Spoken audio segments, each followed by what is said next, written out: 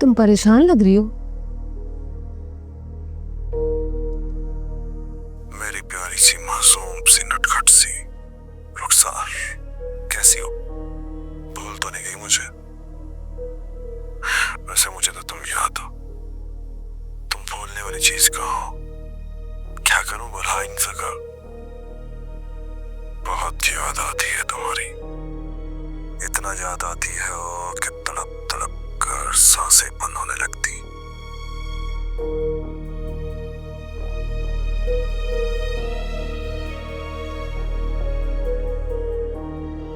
राबिया जी, मैं ऑलरेडी इतना परेशान थी। आवाज से आपको कौन लगता है? हाँ, सलार की आवाज लग रही थी। अब बताएं मैं क्या करूं? इस शख्स ने तो मेरी जिंदगी बर्बाद करने में कोई कसर नहीं छोड़ी।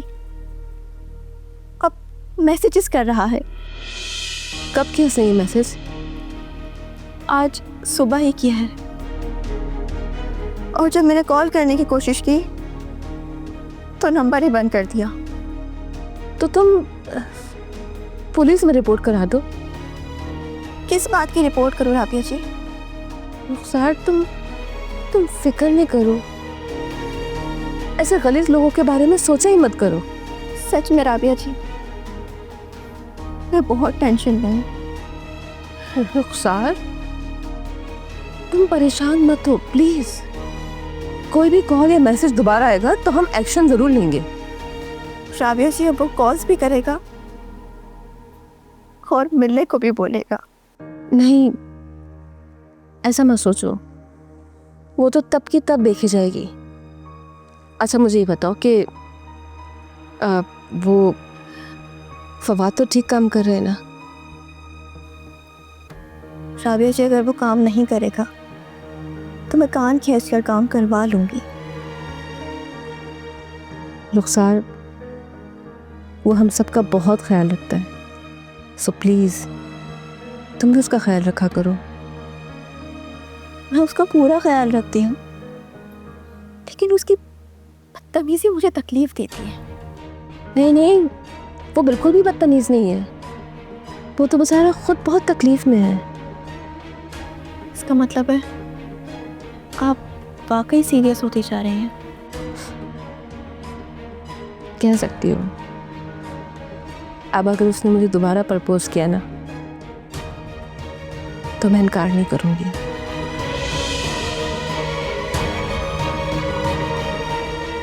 अच्छी बात है।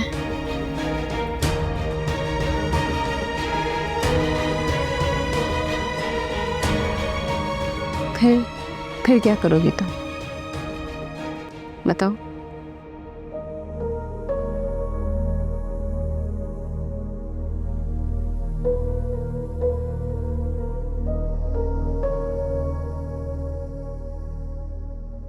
रुखसार फवाद से अफेयर चलाने के लिए कह रही है। फवाद खुद चाह रहा है कि मैं उसके साथ रोमांटिक होने का ड्रामा करूं। इस घर के किरदार बहुत दिलचस्प हैं। पल में तोला, पल में माशा। आखिर इन 3 किरदारों की चाल क्या बन रही है? कोई तो राज है जो मुझे समझना होगा। मिस रुखसार तो घर पे नहीं है।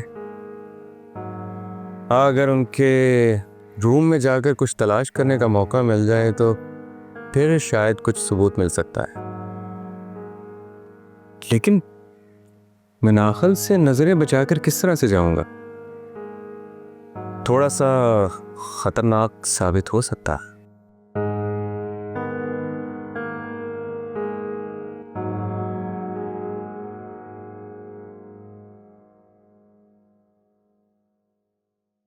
फवाद, अरे शरिया साहब, कैसे हैं आप? मैं ठीक हूँ। रुखसार मैम तो घर पे नहीं है। उन्होंने बताया नहीं आपको? याद रखो, मैं अब भी तुम्हारा बॉस हूँ और ये नौकरी मैंने ही तुम्हें दी है। सर, एहसान है आपका। बस मेरे काफ़ी सारे बॉस हैं, मुझे तो खुद समझ नहीं आता कि मैं किसको रिपोर्ट करूं। मिस्टर फवाद, मैं उम्मीद करूँगा आप यहाँ काम करते हुए तमीज़ और तहजीब के दायरे में ही रहेंगे। शहयार साहब, मुझे अपना दायरा अच्छी तरह से मालूम है। एनीवे, मनाइल अंदर है? जी हाँ, अंदर ही है, पड़े हैं सुनसाने में। डैड, आप कैसे? हाँ, यहाँ करीब से गुजर रहा था, पूछा देख लूँ मेरी बेटी का काम कैसे चल रहा है। डैड काम तो अभी शुरू किया है, अभी तो इश्क के इम्तिहान और भी है। वाह मिस फनाहत, वो इश्क की क्या जो इम्तिहान में न डाल, क्यों शहयार साहब? और बेटा, तुम काम पे तवज्जो दो और ये आशिकी माशुकी का चक्कर छोड़ो। डैडी काम ही की तो बात कर रहे हैं। मुझे तो इतना पता है कि इश्क के बगैर तमाम काम अधूरे। फौल बेटा, ये इश्क का भूत तुम्हारे सर पे सवार रहा तो कहीं के नहीं रहोगे। डैडी क्या कर रहे हैं? बेटा इसे मैं समझा रहा हूँ, यंग है, टैलेंटेड है और एनर्जेटिक भी। यही एनर्जी बेटा अगर तुम काम पे लगाओ तो बेहतर है। फौल बेटा, इस प्यार मोहब्बत में बड़े बड़े लोगों को तबाह और बर्बाद कर। लेकिन सर, आपको तो कामयाब होने से नहीं रोक सका। हाँ, वो तो मेरी मेहनत है, जो दिन रात गधों की तरह मेहनत करके ये मुकाम हासिल किया है।